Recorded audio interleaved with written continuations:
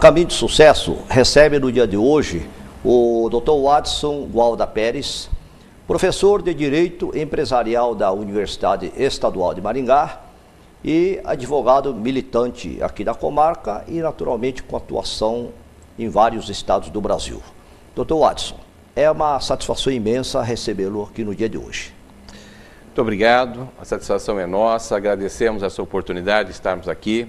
Como grandes homens de Maringá e nossa região já compartilharam desses momentos, doutor Yamazaki, e sempre, a cada um que nós temos tido a oportunidade de assistir, eu vejo sempre uma demonstração de estímulo, de incentivo a todos os nossos jovens e profissionais também que estão se sedimentando aqui na nossa cidade. Então, doutor Watson, inicialmente eu gostaria que o senhor descrevesse qual foi sua trajetória de vida até chegar à condição de professor de Direito Empresarial da Universidade Estadual de Maringá e também um dos mais renomados profissionais da área do direito do Paraná e também, por que não dizer, em boa parte aqui do Brasil, que eu sei que o senhor atua em vários estados, né?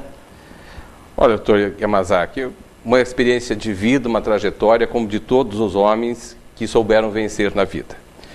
Venho de descendentes de imigrantes espanhóis que chegaram a esse país no início do século XIX, final do século XIX, início do século XX, e passaram pelo estado de São Paulo, nas grandes fazendas cafeeiras, até chegarem aqui em Mandaguari, em 1938.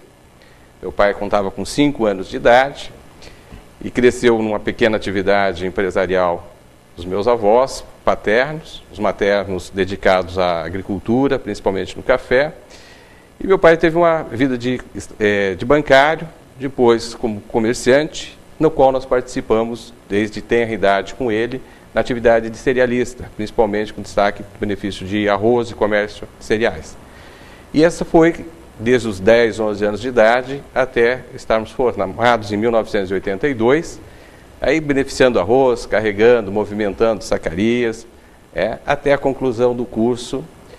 E aí sim, um grande passo, uma grande conquista, uma época difícil que nós estudávamos em 4 irmãos na universidade, na época era pago, acaba assim, não o curso que se cobra, o quanto se cobra hoje nos cursos particulares, mas tinha uma retribuição dos alunos. E aí, a grata satisfação, no dia que fazia a última prova do curso de Direito, dia 9 de julho de 1982, eu recebo o convite do professor Neumar, então reitor da universidade, do advogado Dirceu Galdino, que era o seu procurador-geral, do advogado Nilson Campos, que era o assessor jurídico, para integrar a equipe do quadro jurídico da Universidade Estadual de Maringá, na qualidade de assistente jurídico. Isso em 1982, 1984, o Nilson foi convidado para assumir a direção-geral da Televisão Cultura, e então o reitor Paulo Roberto Pereira de Souza me convidou para a assessoria jurídica da universidade. Em 1986, o reitor Fernando Pontes me convidou para ficar procurador-geral da universidade. Nesse período de 82 a 86, fizemos o concurso para professor na cadeira de Direito Empresarial e seguimos um curso de especialização em 85 e permanecemos bem próximo da Procuradoria Jurídica da Universidade de Maringá até 2002, no final da gestão da professora Neuza. E nesse período, começamos a advocacia em um dos cômodos da nossa casa, atendendo em casa, pequenos clientes. Em 84, o Nilson Campos me convidou para compartilhar o escritório de advocacia deles, ficamos até 91 juntos, e aí eu me estabeleci com a minha própria banca, onde estamos até hoje no Palácio do Comércio. Então, Muito bem, doutor. Realmente é uma rica trajetória. Aí, doutor Watson, também sabemos que o senhor atua bastante no direito empresarial e assuntos relacionados à falência e recuperação judicial, né? Certo. Então eu gostaria de indagar do senhor, na sua visão, qual a importância desses 2 temas no aspecto econômico, no aspecto social e também como importante, às vezes, fonte de manutenção de empregos, especialmente a recuperação judicial, né? Certo. Olha, embora bastante objetivo, né, o questionamento e é o que se faz no dia a dia, mas sempre é bom lembrar que envolve o Instituto da Falência, o Instituto da Insolvência. É um instituto natural que acontece em toda a atividade do ser humano, toda atividade econômica. Então, desde os mais remotos tempos, o homem procura, através dessa atividade hoje empresarial, ou seja, através do comércio, propiciar um bem-estar para o meio onde ele vive. De que maneira? Levando o que excede daquela localidade para outras que não existem e trazendo daquelas para o conforto daquela comunidade o que ele busca. E nisso ele tem o seu meio de vida, certo? E esse meio de vida é o chamado lucro. E são atividades por excelência de riscos, principalmente quando ela era feita só pela navegação marítima. E havia muito insucesso, naufrágios, as embarcações frágeis, e sempre houve uma preocupação dessas comunidades em preservar esses homens que se aventuravam aos mares para buscar o que lhes faltava. E corre-se aí, né, bem resumidamente, nós chegamos num Estado de Direito, já em Roma média, em que havia a seguinte preocupação: aboliu-se a pena corporal dos devedores. E para o empresário, ele tinha um tratamento diferente.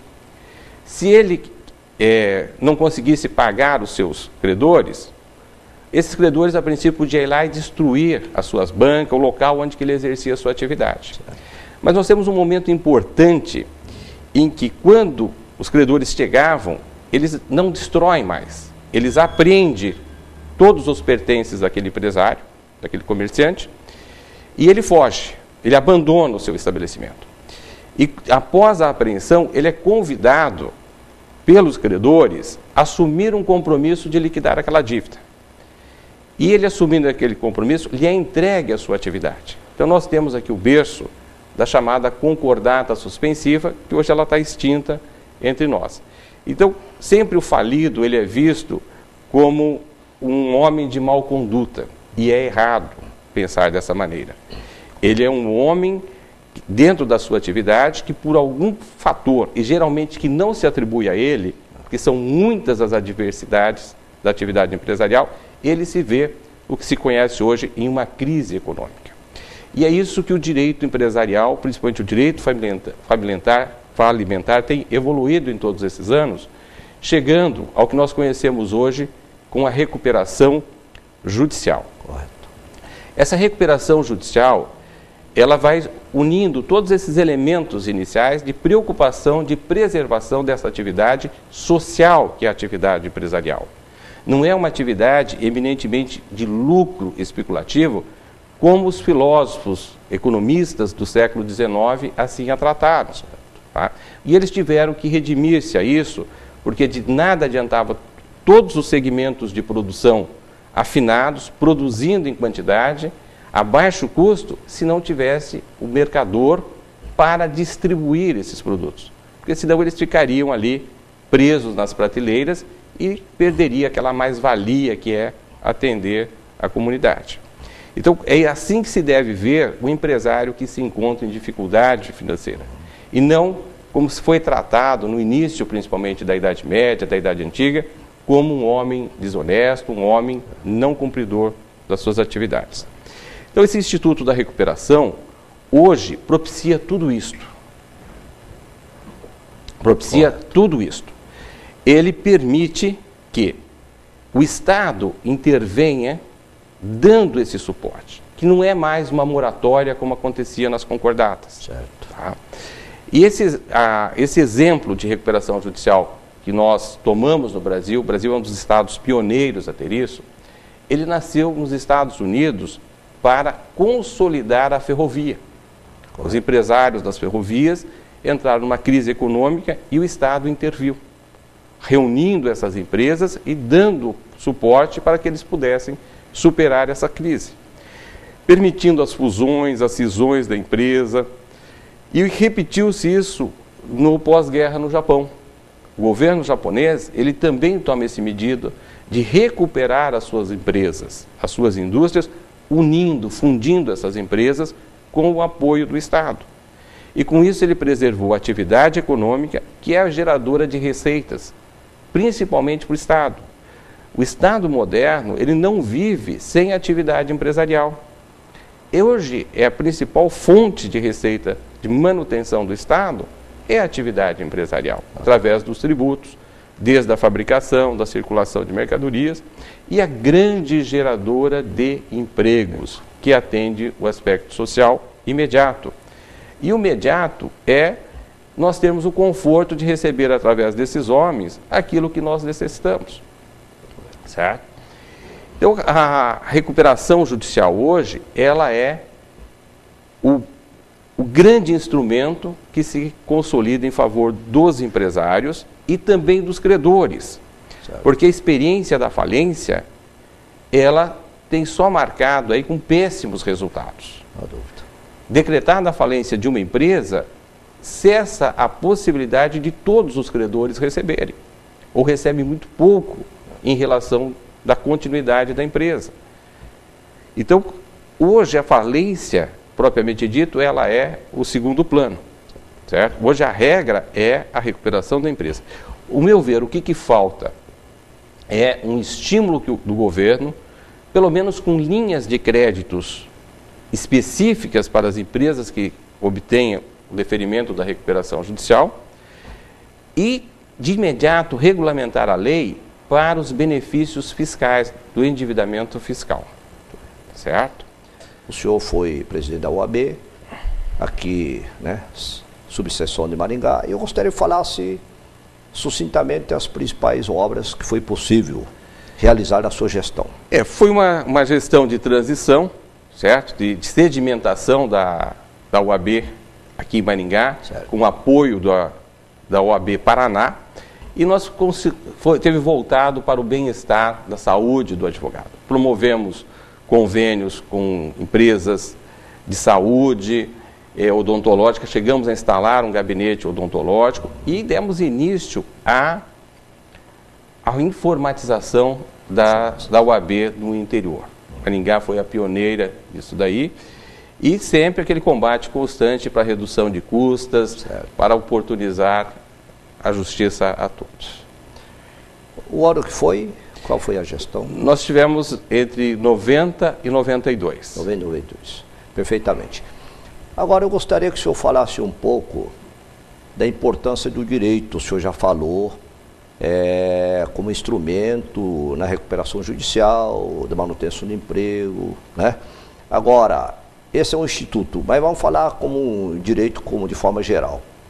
Como instrumento fundamental para a democracia, para o bem-estar da população, dos países em geral, para a segurança jurídica. Como é que o senhor poderia... Olha, o direito é o grande baluarte.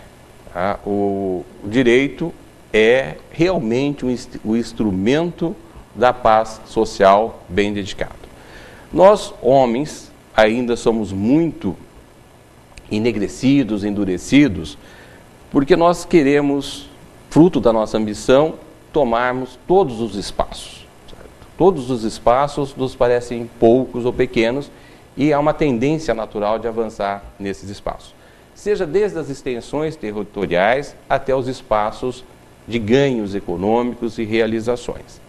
E o direito é que faz esse equilíbrio desde que o homem está nesse planeta. Veja as preocupações das legislações antigas, a preocupação divina em deixar um legado, pelo menos uma estrutura legislativa de comportamento moral. Vemos isso nos 10 mandamentos, né? E depois a regulamentação que se segue da legislação civil de Moisés. Então, o direito é um instrumento da paz social. Doutor Watson, o tempo, na verdade, é o nosso patrão, né? Certo. Então, é uma entrevista brilhante, o senhor está dando, mas nós vamos ter que ir concluindo, então, para encerrar a nossa entrevista. Eu gostaria que o senhor desse algumas considerações em 2 parâmetros. Inicialmente, qual, na sua opinião, o papel que está reservado para o direito no mundo atual e no mundo futuro, na globalização da economia, como instrumento de equilíbrio e paz social, entre os povos, entre as nações, entre os homens. E por último, o senhor, como profissional de direito, deixasse para nós uma mensagem importante para que a gente realmente tenha uma melhor qualidade de vida entre todas as populações. Em relação ao direito, ele tem que ser universalizado. E nessa área do direito empresarial, é o único ramo onde há essa universalidade. O comércio, ele é praticado de uma só forma em todo o mundo. Então, quem sabe direito comercial, o estudioso de direito comercial, ele é advogado empresarial em todos os lugares do mundo. Então, é o único ramo do direito onde os institutos são universais. Então, eu vejo que há necessidade da universalização do direito através dos grandes tratados universais que já começam a ocorrer pelos organismos mundiais.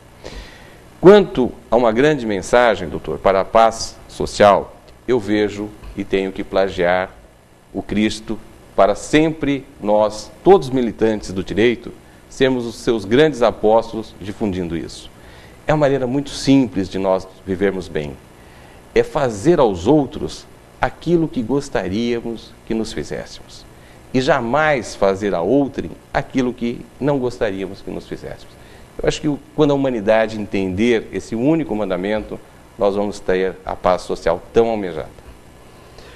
O programa Caminho de Sucesso recebeu no dia de hoje, com muita satisfação, Dr. Wadson Alda Pérez, um dos mais brilhantes advogados aqui da nossa comunidade e também do nosso estado. Também professor emérito de Direito Empresarial da UEM e que vem realmente abrilhantar e engrandecer aqui o nosso programa. Professor Wadson, Dr. Wadson, muito obrigado pela sua presença.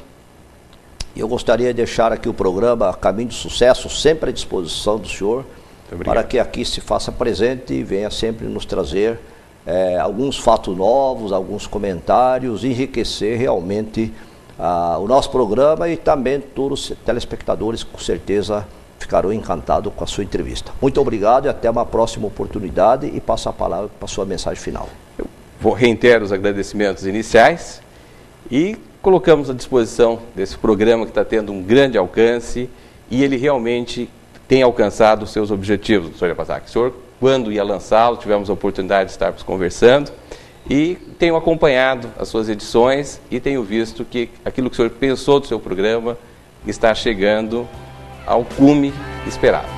Parabéns pela iniciativa e que Deus o ilumine e se mantenha sempre esse homem dinâmico, buscando esses novos caminhos para que todos o conheçam melhor. Nós que agradecemos e muito obrigado e até uma próxima oportunidade.